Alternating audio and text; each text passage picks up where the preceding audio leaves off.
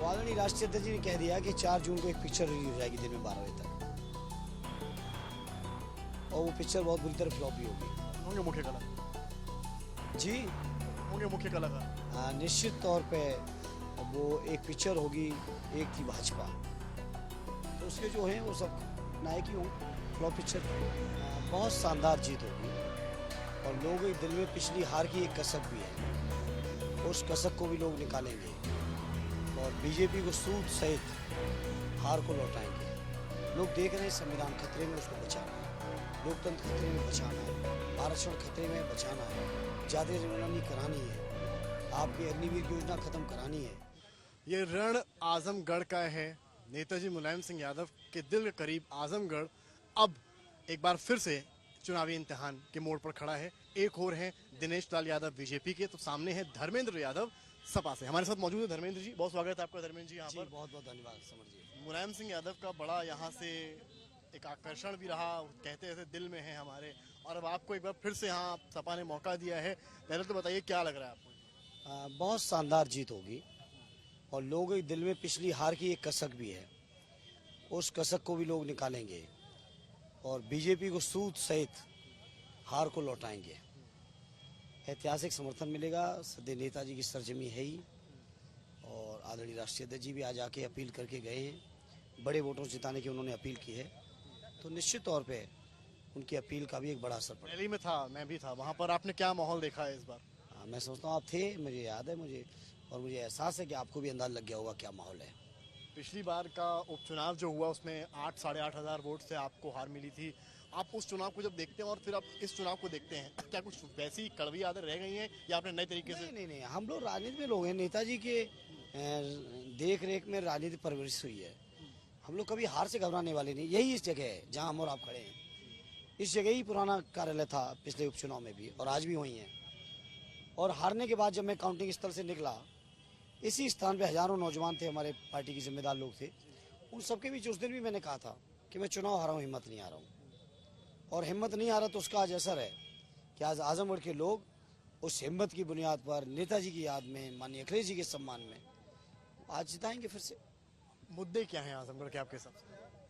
देखिए, जो पूरे देश में मुद्दे हैं, आजमगढ़ बहुत जागरूक लोग हैं। आजमगढ़ के राजनीतिक मामले में बहुत पहले फैसला लेते हैं, देश के अन्य इलाकों से बेहतर और जल्दी फैसला लेते हैं। बहुत जागरूकता है यहाँ पर राजनीति में। लोग देख रहे हैं संविधान खतरे में, उसको बचाना है, लोकतंत्र खतरे में बचाना है, आरक्षण खतरे में बचाना है, जातीय जनगणना करानी है, आपकी अग्निवीर योजना खत्म करानी है, रोजगार लाना है। बहुत सारे लोगों के दिमाग में मुद्दे हैं। पुरानी पेंशन का मुद्दा है, सरकारी कर्मचारियों, संविदा कर्मचारियों के समायोजन का मामला है, किसानों की कर्ज का मामला है। हर मुद्दे पर आजमगढ़ के लोग बड़ी जागरूकता के साथ अध्ययन कर रहे हैं, मंथन कर रहे हैं, और लोग पा रहे हैं कि हमारा इंडिया गठबंधन और समाजवादी पार्टी ही इस रास्ते पे चल रही है। निरहुआ बीजेपी से हैं, वो बार बार एक बात कह रहे हैं कि पिछली बार जब अखिलेश यादव यहाँ से चुनाव जीते तो वो चुनाव जीत कर चले गए, धर्मेंद्र यादव चुनाव हारे तो चुनाव हार कर चले गए। मैं हारा हूँ या जीता हूँ पर मैं यहीं रहा।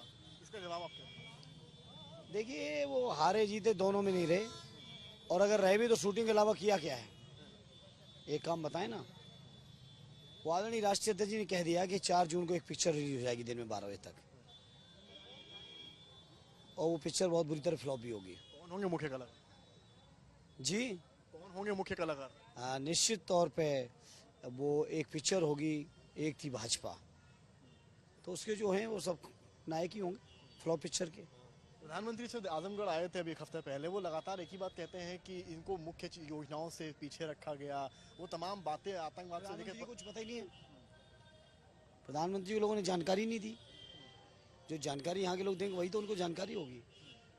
95 में नेताजी आए थे एज मुख्यमंत्री, 2 अधिकारी अपने साथ लेके आए थे, यहाँ जनसभा में आए थे, और जनता के बीच सीधे मंडल की घोषणा की थी, यहाँ से ये आपके कमिश्नर, ये आपके डीआईजी। इस तरह से नेताजी ने काम यहाँ के लोगों के लिए किया है। यहाँ मेडिकल कॉलेज दिया, यहाँ सटियाओं का शुगर मिल दिया, एयरपोर्ट दिया, सारे स्कूल, अस्पताल, या जो भी मोटी बात हम ये कह सकते हैं कि जो भी विकास के मामले में आजमगढ़ की हर ईंट पर समाजवादियों का नाम है।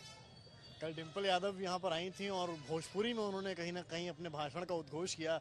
आप भी कुछ भोजपुरी में कहेंगे अपने जनता के लोगों को? देखिए, हम तो भोजपुरी में आ ही गए हैं, निश्चित तौर पे भोजपुरी में आ ही गए हैं, और और बहुत खुशी हुई। और जो उन्होंने जिस तरह से यहाँ के लोगों के साथ कनेक्ट किया भोजपुरी में, निश्चित तौर पे लोगों के साथ एक अपनापन और एक जुड़ाव का जो माध्यम होता है वो आदरणीय डिम्पल जी ने कल किया।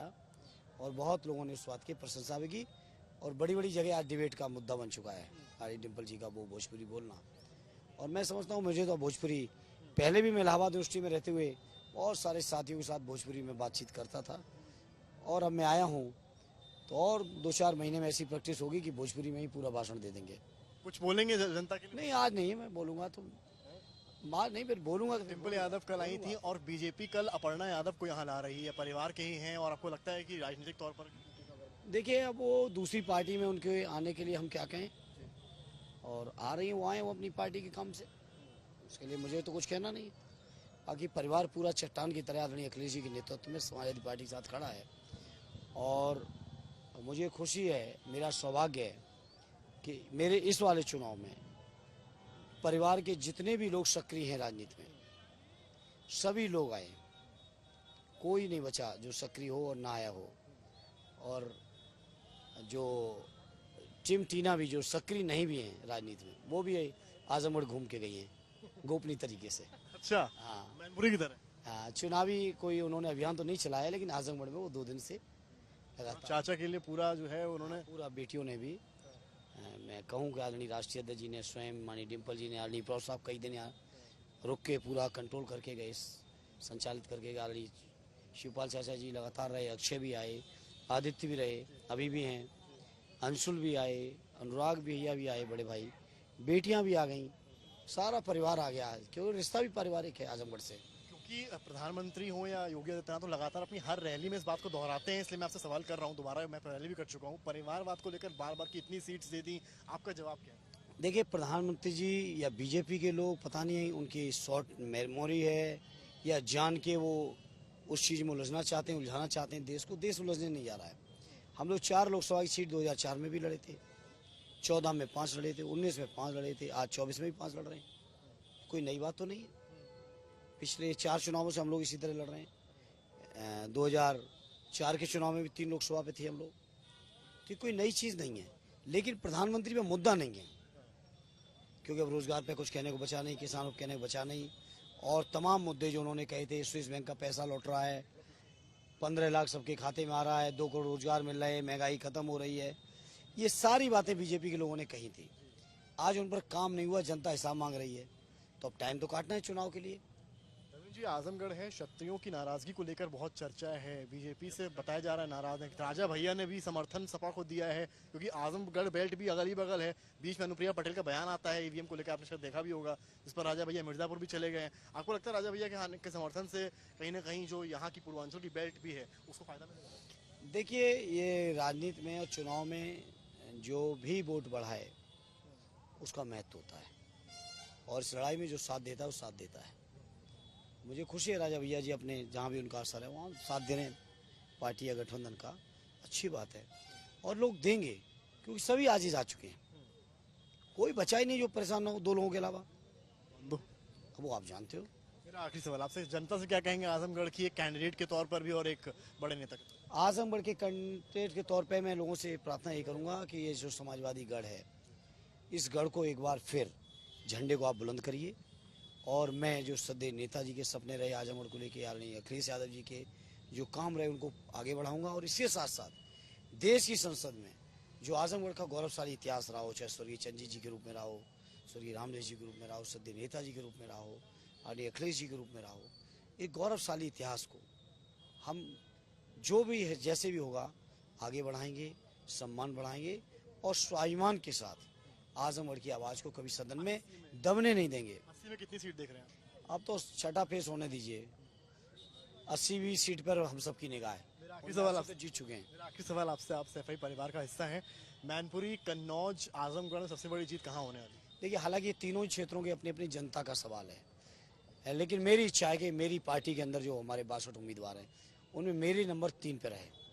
हम चाहते हैं मैनपुरी कन्नौज हमारे से ऊपर रहे। ये थे अपने अंदाज में थे धर्मेंद्र यादव, इन्होंने कहा मेरी चाहत है कि मैनपुरी कन्नौज की जीत आजमगढ़ से बड़ी हो, लेकिन जीत हर जगह हो, ये संदेश ये संदेश है धर्मेंद्र यादव का यहाँ समाजवादी पार्टी कार्यालय आजमगढ़ से। अब देखना यह है कि आजमगढ़ की लड़ाई किस ओर जाती है और क्या रुख लेती है। कैमरामैन नीरज के साथ समर्थ श्रीवास्तव, आजमगढ़।